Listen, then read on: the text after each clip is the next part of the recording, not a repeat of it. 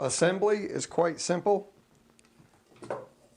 Just match up the two ends, insert, and screw until tight.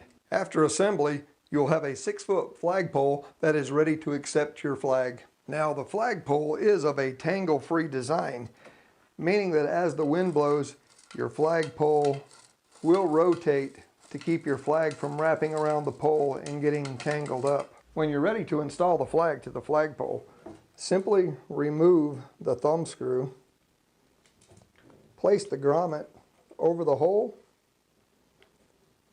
and reinsert the thumb screw until tight. Don't over tighten. It is made of plastic and you could strip it. Even though the grommet looks like it may slide over the top of the cap, it won't.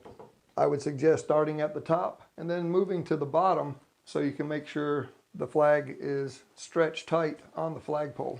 After getting the top secured, move down to the bottom and repeat the process once again.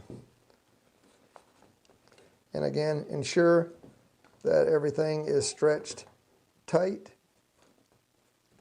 so you won't have a loose flag on your flagpole. Once everything is secured, you're ready to take your flagpole and hang it in your desired location.